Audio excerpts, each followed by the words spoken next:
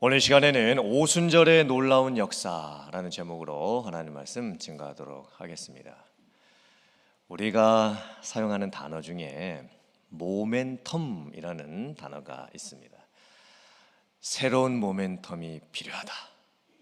이 모멘텀을 놓치면 안 된다.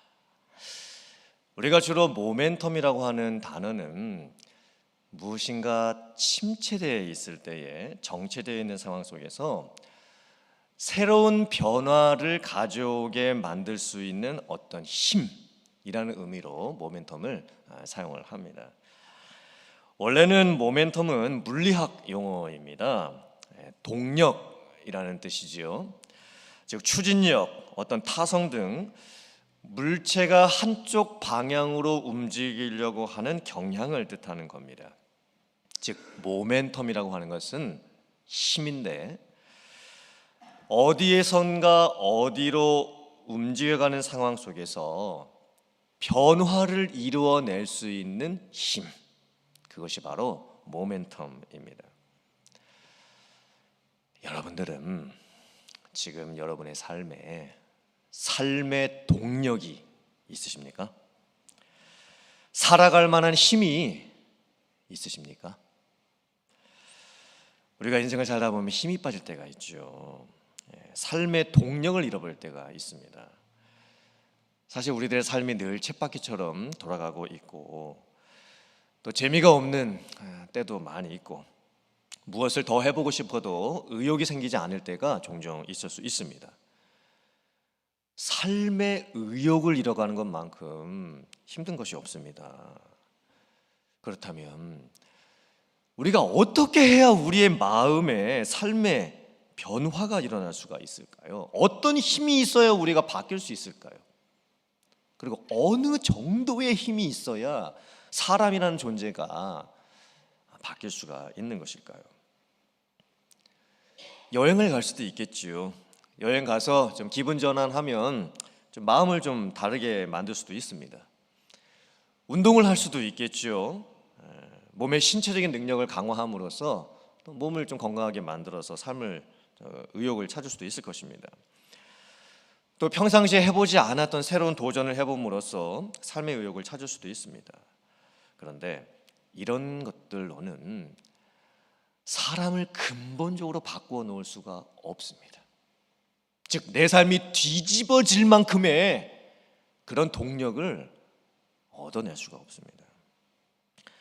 또 내 개인이 변화되거나 한두 사람이 변화되는 것은 좀 가능하겠지만, 여러 사람들이 한 번에 집단적으로 확 달라질 수 있는 그런 방법이 있을까요? 오늘 성경에 나오는 예수님의 제자들의 경우는 오순절의 특별한 역사를 통해서 완전히 새로운 모멘텀을 경험하게 됩니다. 과연 오순절은 무엇이었을까요? 왜 오순절이 예수님의 제자들에게 중요했을까요?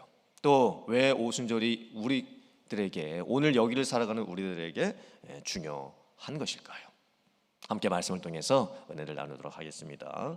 첫 번째, 절기를 통해서 구원을 완성하시는 하나님의 특별한 섭리를 깨달아야 됩니다.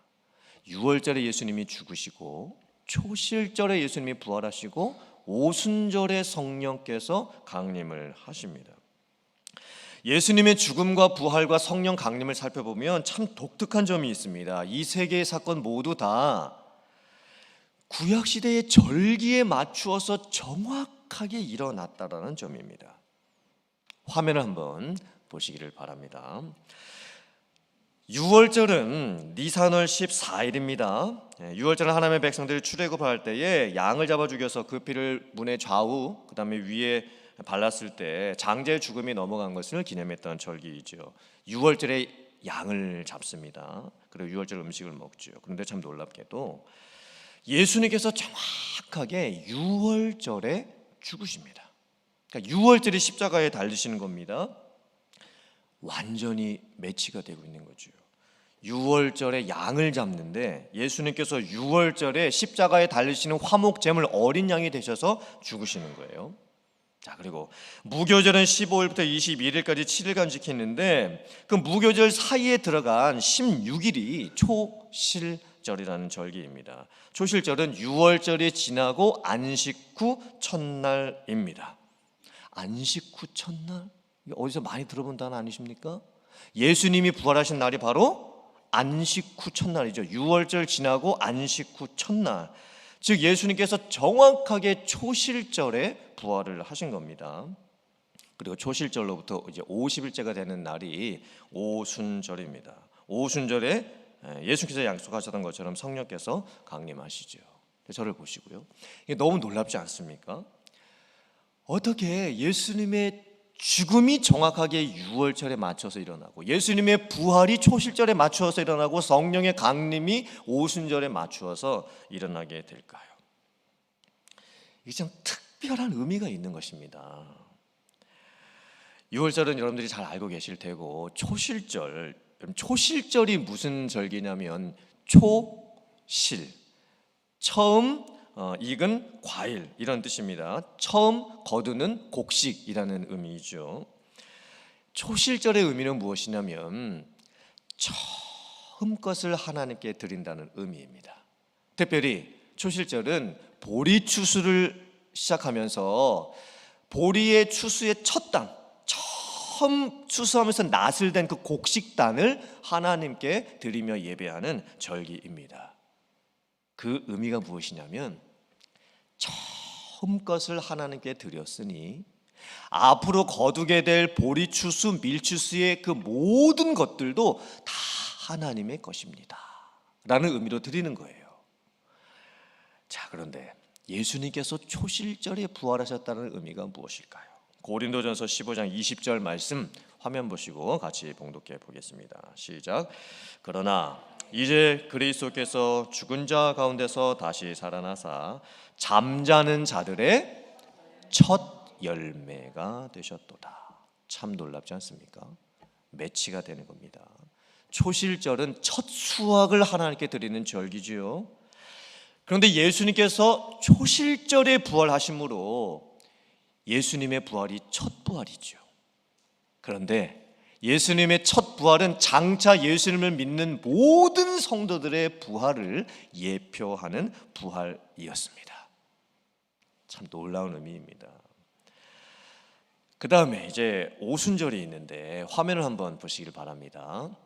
자, 초실절이 이제 지나갑니다. 그리고 50일이 지나면 오순절이 됩니다. 오순절의 또 다른 의미는 칠칠절인데 그 의미는 뭐냐면 7주가 7번 지납니다. 그럼 7 곱하기 7은 49죠. 그래서 칠칠절입니다. 오순절 칠칠절의 또 다른 의미는 맥추절입니다. 그 의미는 밀을 추수하는 절기이기 때문에 그렇습니다. 적어보시고요.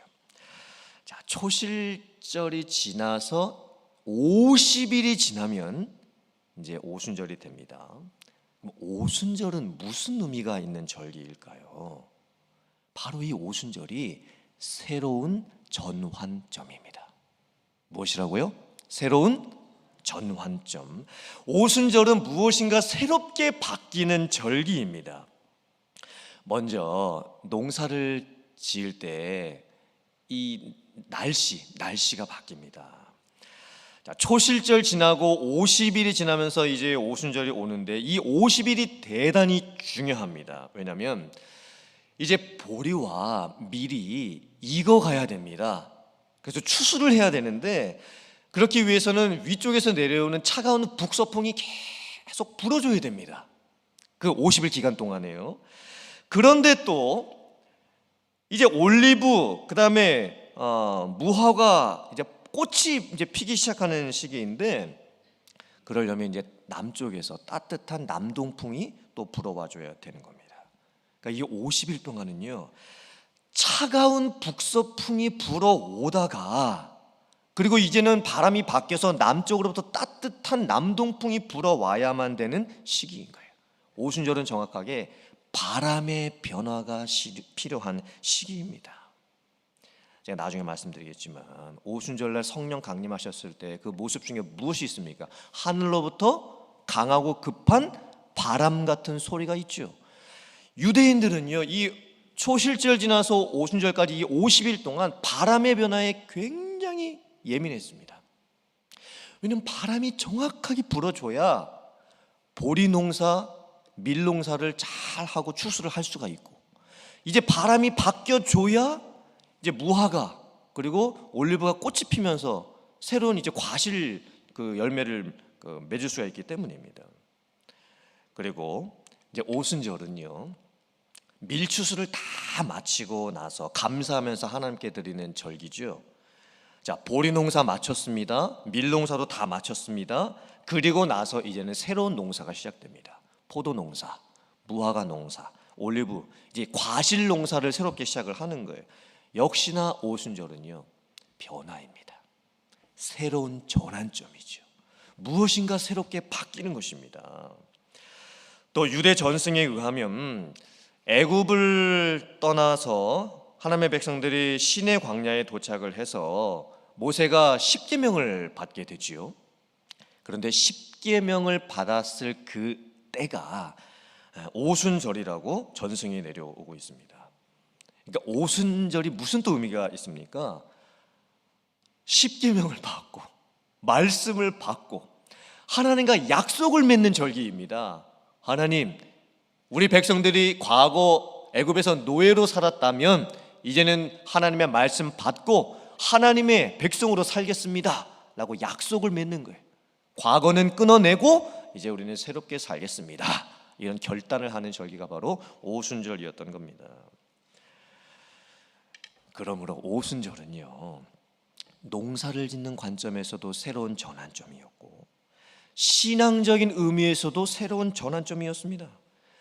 이런 오순절의 배경 속에서 또 한 번의 놀라운 새로운 전환이 일어나게 되지요. 오순절에 성령께서 강림하시는 사건이 일어납니다.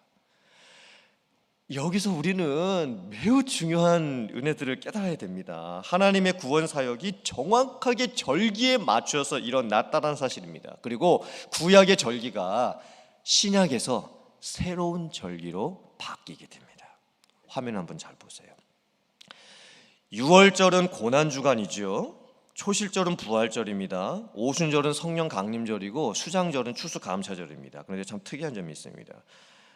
구약의 절기들이 신약에서 이제 새롭게 대치가 됐는데 지금 우리들이 고난주간도 잘 지키고 있고 부활절도 잘 지키고 있고 추수감사절도 잘 지키고 있습니다. 그런데 딱 하나 잘 안 지키는 절기가 있습니다. 그게 무엇일까요? 성령 강림절이라고 하는 절기는 잘 안 지킵니다. 하지만 지금도 달력을 보면 부활절 이후 50일째 되는 주일이 성령 강림절이라고 달력에, 신앙 원력에 표시가 되어 있습니다.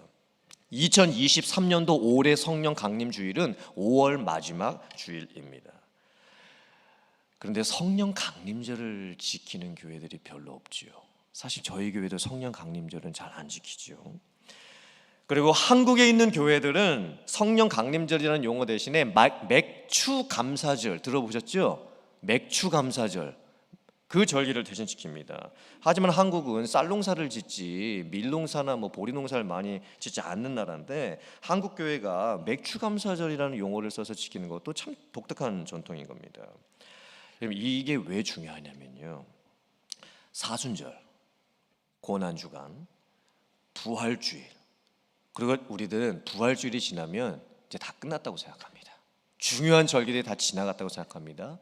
그리고 이제 가을쯤 돼서 추수감사절 절기를 이제 지키게 되는 거예요. 그런데 성경을 잘 살펴보면 하나님의 구원의 역사가 이루어지는데 예수님의 죽음은 유월절, 예수님의 부활은 초실절, 그리고 초실절 이후 50일째 되는 날을 오순절로 지키면서 그 안에 엄청나게 중요한 의미가 들어가 있는 것입니다.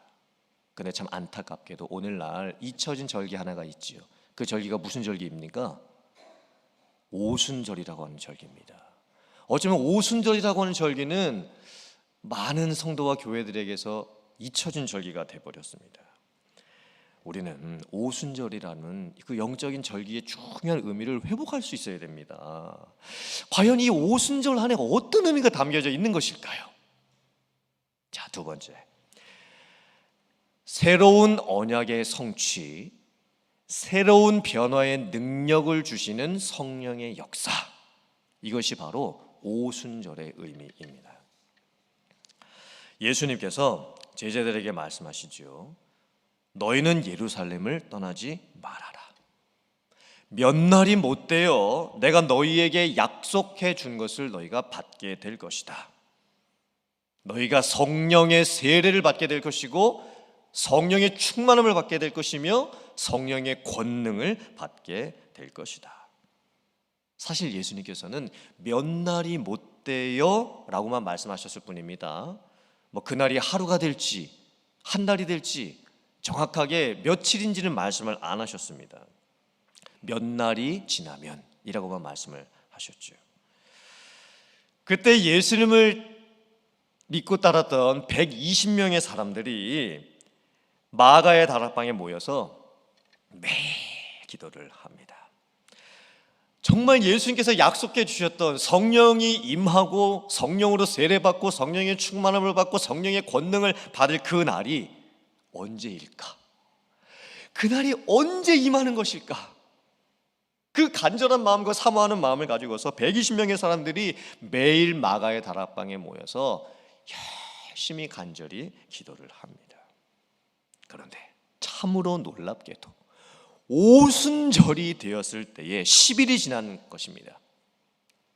10일이 지나고 나서 오순절이 되었을 때에 그날도 기도하고 있었겠죠. 120명의 사람들이. 그때 갑자기 하늘로부터 급하고 강한 바람 같은 소리가 들리기 시작을 합니다. 그리고 불의 혀같이 갈라지는 것이 각 사람에게 임하여 보이기 시작을 합니다. 얼마나 놀라운 현상입니까? 귀에는 바람 소리가 들립니다. 그리고 바람의 소리가 느껴졌겠죠. 뭔가 하늘로부터 급한 바람이 소용돌이 치면서 확 막 불어오는 게 느껴졌을 겁니다. 그리고 눈에 각 사람 머리 위에 임해 있는 불이 보이기 시작을 합니다. 여러분, 이 유대인들에게는요, 이 오순절이 되면 이 바람이라는 것이 굉장히 예민하게 느껴지는 시기입니다. 근데 그 바람이 하늘로부터 불어오기 시작을 하는 거예요. 농사 짓기 위해서 북서풍, 남동풍이 바뀌는 게 아니라 하늘로부터 바람이 불기 시작을 합니다. 더 놀라운 것은 당시에 오순절을 지키기 위해서 예루살렘에 디아스포라 유대인들이 모여 있었습니다. 디아스포라 유대인들은 원래 예루살렘에 있었던 유대인들이 주변에 있었던 나라들로 이민을 간 거죠. 그리고 여러 나라에 흩어져서 살았던 유대인들인데 오순절을 지키기 위해서 예루살렘에 모여 있었던 겁니다.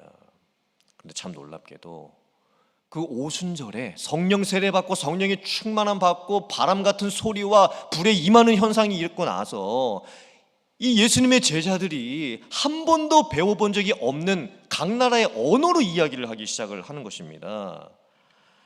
디아스포라 유대인들 같은 경우는요, 이제 모국어 히브리어를 알고는 있었겠지만 많이 잊어버리고 자기가 이민 가서 살았던 그 나라의 언어를 사용을 하고 있었습니다. 그런데 이 예루살렘에 계속 살고 있었던 예수님의 제자들이 스스로 한 번도 배워본 적이 없는 각 나라의 언어로 이야기를 하기 시작합니다.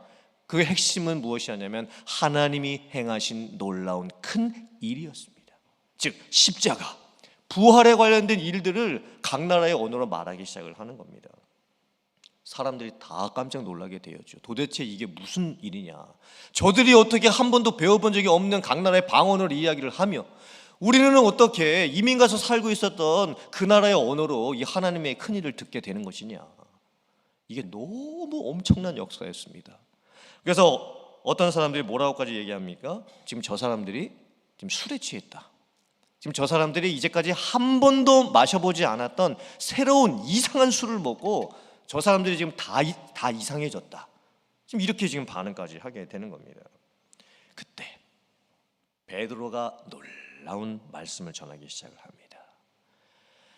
지금 일어나고 있는 모든 현상들, 이 오순절에 경험하고 있는 이 모든 역사들이 우연이 아니라는 것입니다.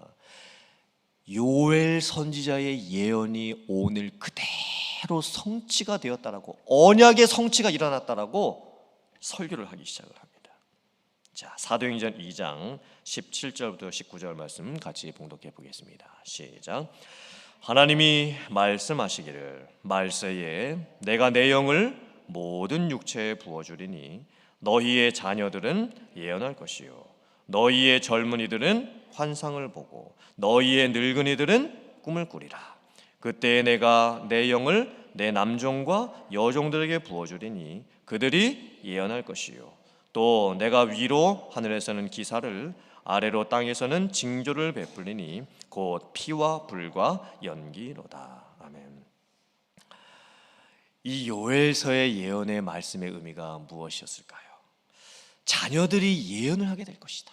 하나님의 영이 임하는 그때가 오게 될 텐데 그때 자녀들이 예언을 할 것이다. 이 예언은 앞날을 미리 맞추는 그런 예언이 아닙니다. 하나님의 말씀을 맡아 전한다는 예언이지요. 즉 젊은이들이 하나님의 말씀에 사로잡히는 겁니다.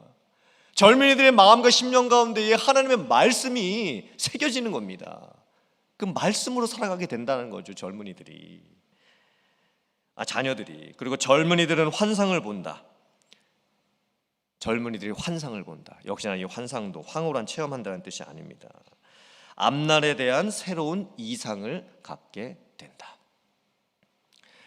이 젊은이들이 앞으로 무엇을 하면서 살게 될지 자기들의 인생을 계획하면서 단순히 세상적인 유익과 자기들의 성공을 위해서 사는 것이 아니라 하나님 나라의 이상, 하나님 나라의 관점에서 자기의 인생의 해석을 할 수 있는 능력이 부어지게 된다는 뜻입니다.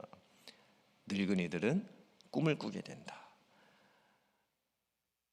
소망이 없는 사람들, 새로운 기대를 할 수 없는 사람들이 앞으로 기대를 갖게 되고 그 사람들에게 엄청난 변화가 일어나게 될 것이라고 지금 약속해 주시는 거예요.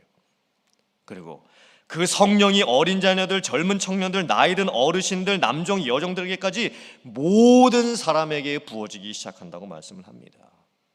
즉 성령의 역사가 완전히 새로운 모멘텀을 가져오는 것입니다. 변화되려면 힘이 필요하지요. 그리고 영적으로 특별히 변화되기 위해서는 엄청난 힘이 필요합니다. 그 힘은 사람이 만들어낼 수가 없습니다. 사람이 돈으로 주고 살 수도 없습니다. 그 힘은 성령의 힘입니다. 그 힘은 성령의 능력입니다. 변화가 필요한데 내 스스로 그 변화를 일으킬 수가 없어서 안타까워하고 있을 때 성령이 임하시면 모멘텀이 일어납니다. 힘이 생기는 거예요. 내적인 충만함이 그 안에서 터져나게 되는 겁니다. 그때 사람이 바뀝니다. 사도행전 2장 32절부터 33절 말씀 같이 봉독해 보겠습니다. 시작. 이 예수를 하나님이 살리신지라 우리가 다 이 일의 증인이로다. 하나님이 오른손으로 예수를 높이심에 그가 약속하신 성령을 아버지께 받아서 너희가 보고 듣는 이것을 부어 주셨느니라. 예수님의 제자들도 영적으로 모멘텀이 필요했습니다. 예수님의 제자들이 3년 동안이나 예수님을 따라다녔죠. 훈련을 받았습니다. 근데 사실 별로 변화가 없었습니다. 예수님이 십자가에서 죽으시고 나서는 오히려 제자들은 극심한 실망감과 두려움과 삶의 목적 상실 등을 겪어야만 했습니다. 심지어 제자들이 부활하신 예수님을 직접 만났습니다. 자기들의 눈으로 보고 자기들의 손으로 만졌습니다. 그런데도 제자들의 삶에 여전히 특별한 변화가 아직도 일어나지 않고 있었습니다. 아니 여러분, 부활하신 예수님을 직접 보고 만났으면, 대화를 나눴으면 그 자체만으로도 이 제자들에게서 엄청난 변화가 일어나야 되는 건 아닐까요? 그런데 아니었습니다. 부활하신 예수님을 만났음에도 불구하고 제자들의 삶에 그렇게 큰 극적 변화가 아직도 일어나지 않고 있었습니다.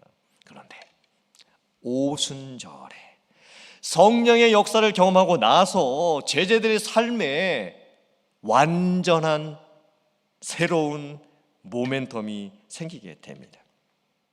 오순절 전의 제자들의 모습하고 오순절 후의 제자들의 모습하고 완전히 바뀌는 것이죠.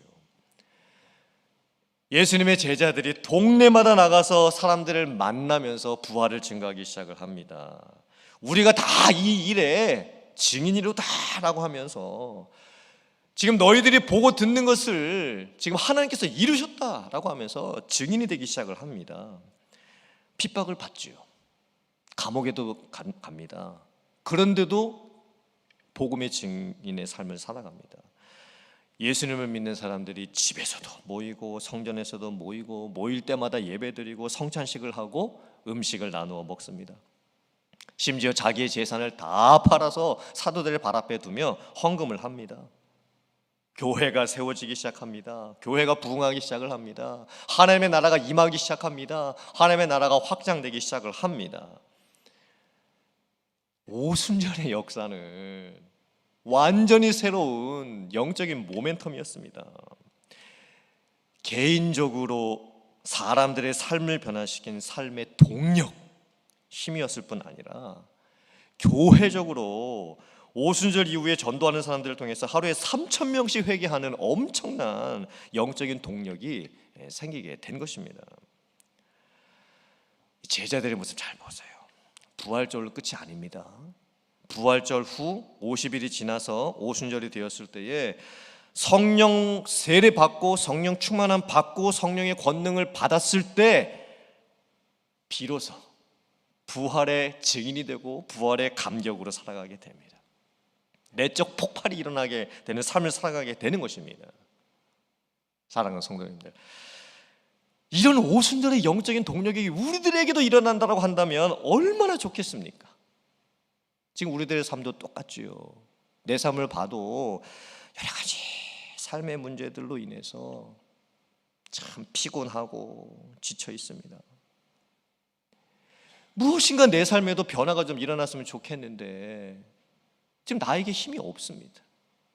삶을 살아가는 게 너무 지치고 피곤하고 괴로워서 인생의 발걸음 한 발자국 뛰는 게 왜 그렇게 어려운지 모르겠습니다. 발이 움직여지지가 않습니다.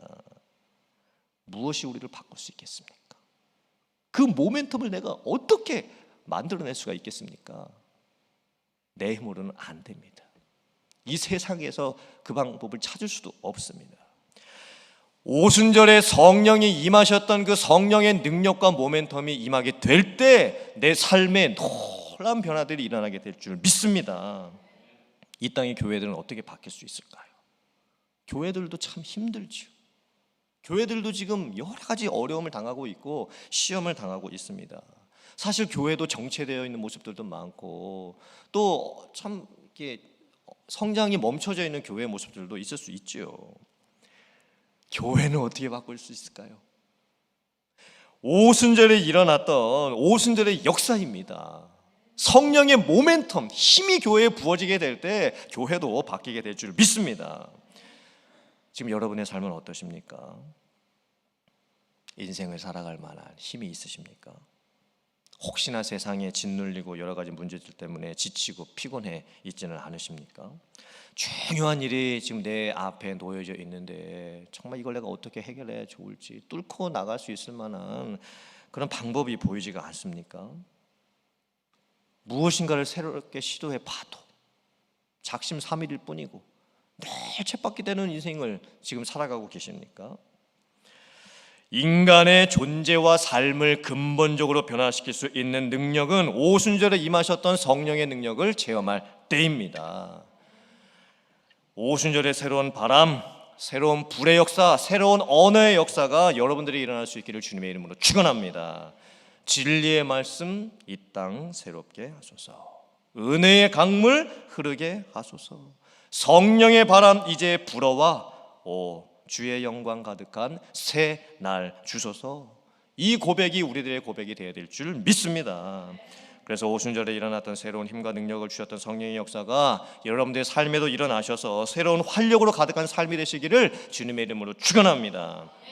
우리 교회에도 성령의 바람과 불의 역사가 일어나서 우리 교회도 놀랍게 새롭게 바뀌어가는 그런 역사가 일어날 수 있기를 주님의 이름으로 축원합니다. 아멘.